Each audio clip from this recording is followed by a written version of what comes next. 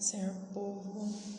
Bora ler a Bíblia. Hoje nós vamos ler segundo livro de Reis, capítulo 3 e capítulo 4. Vamos lá?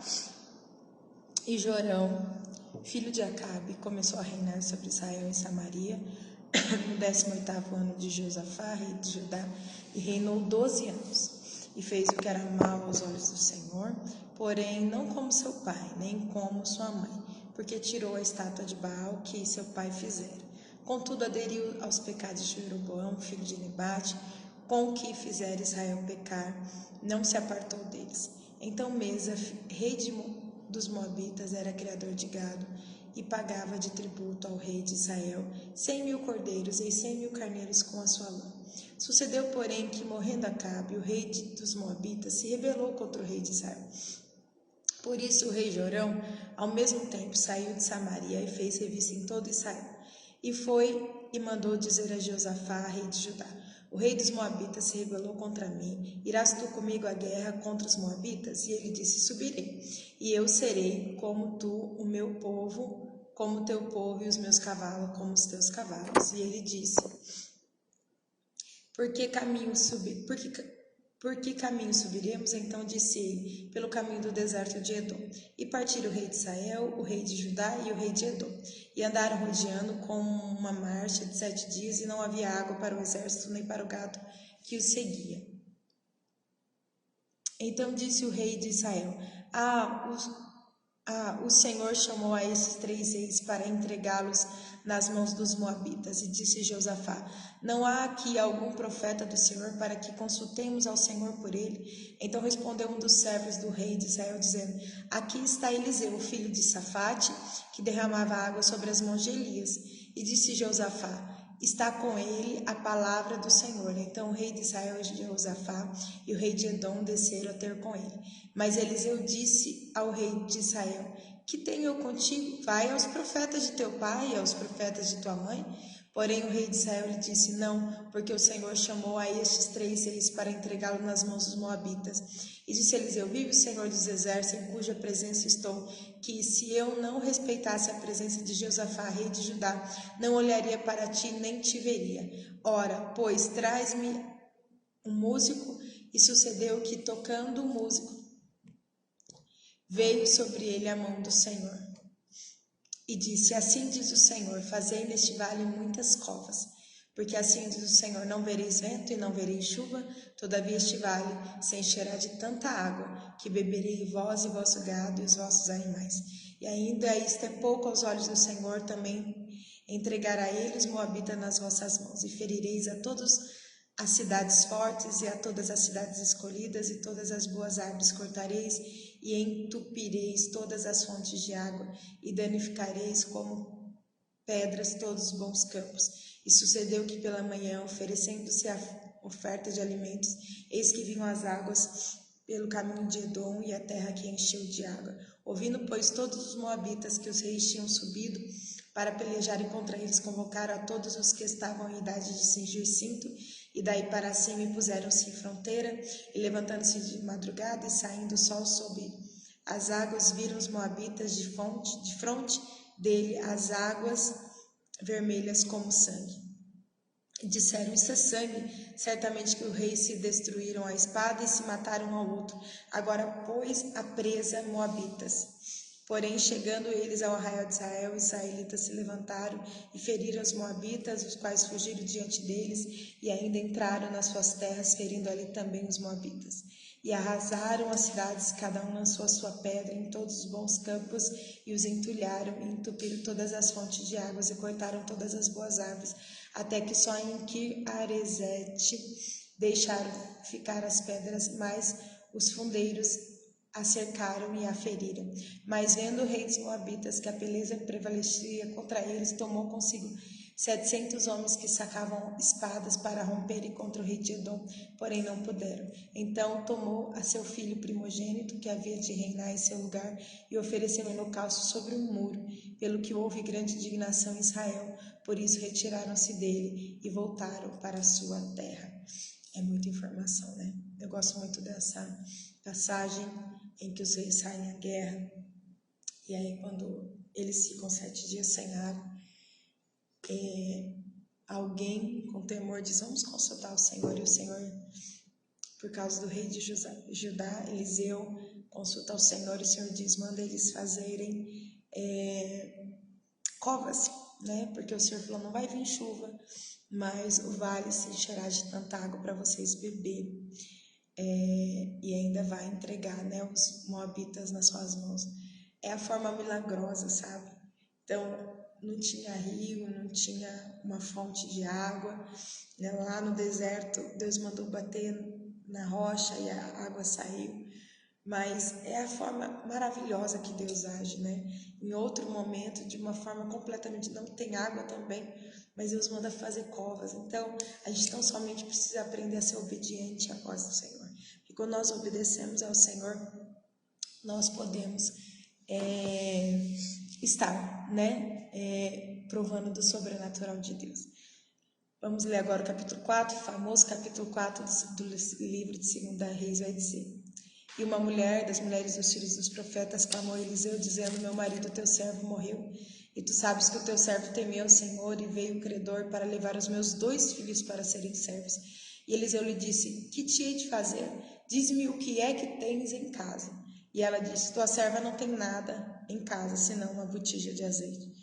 Então disse ele, vai, pede emprestadas de todos os teus vizinhos vasilhas vazias, não poucas. Então entra e fecha a porta sobre ti, sobre teus filhos, e deita o azeite em todas aquelas vasilhas, e põe a parte a que estiver cheia. Partiu, pois, dele e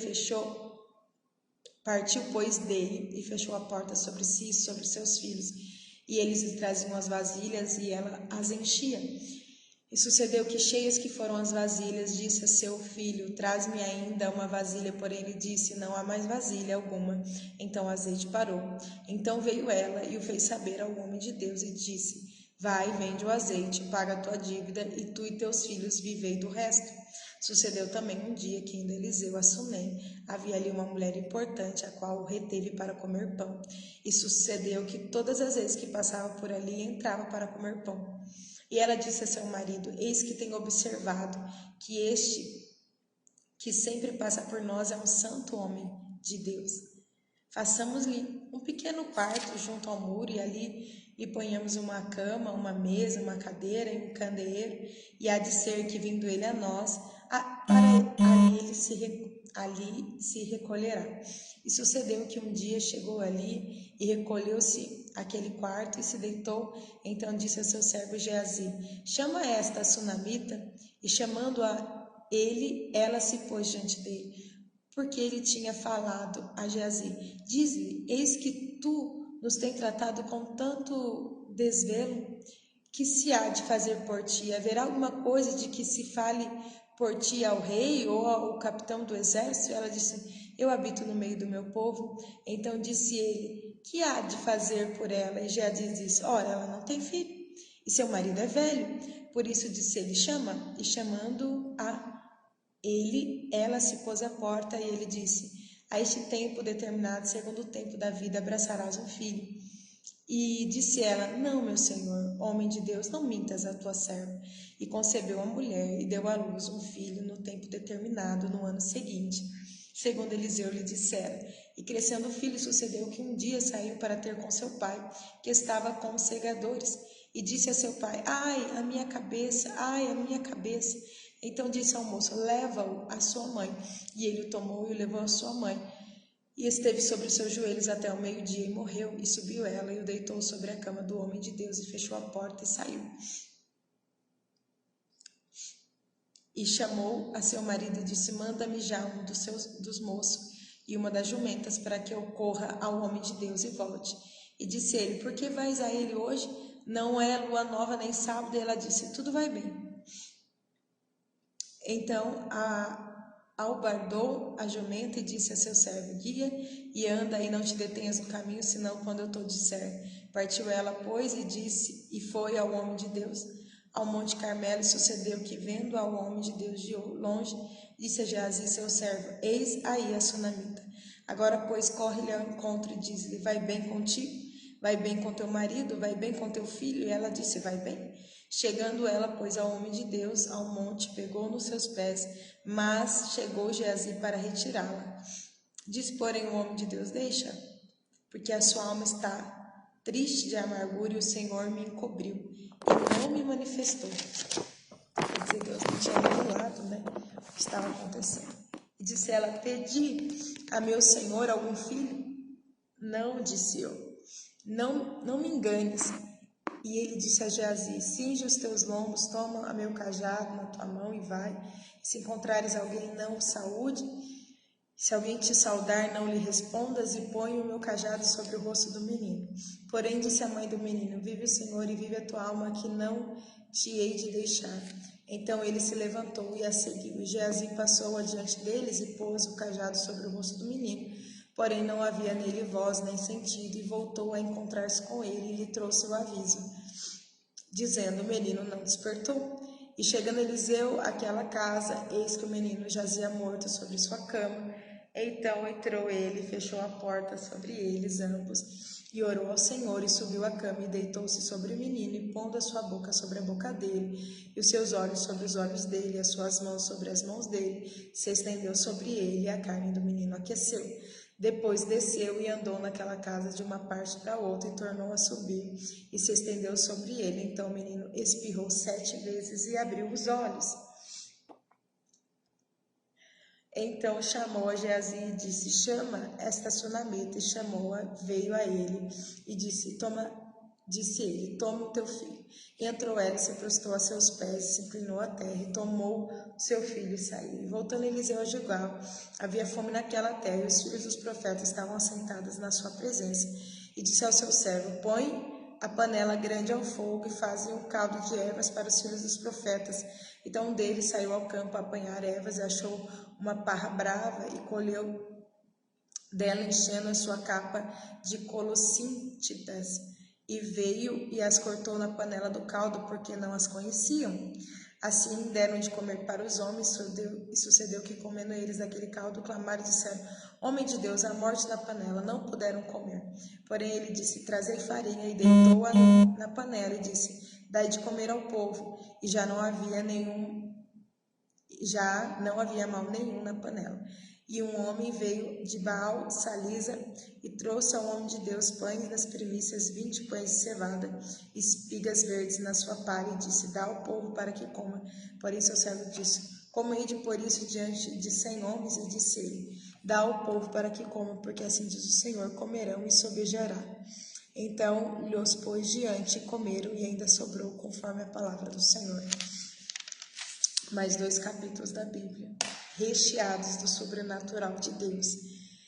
E a palavra do Senhor diz que a fé vem pelo ouvir e ouvir da palavra de Deus. Nós precisamos ouvir, estar em contato com o que o Senhor fez, porque Ele é o mesmo ontem, hoje e será para sempre. Talvez Ele não faça exatamente como está aqui, mas o sobrenatural de Deus vai acontecer na sua vida. Se creres, verás a glória de Deus.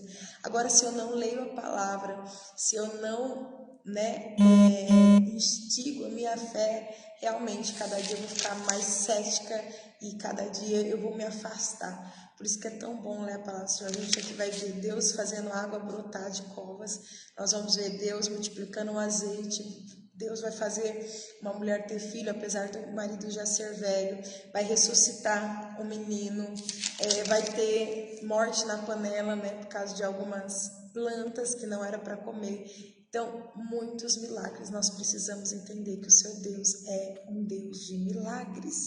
Não esqueça disso. Nós temos uma conexão com Deus.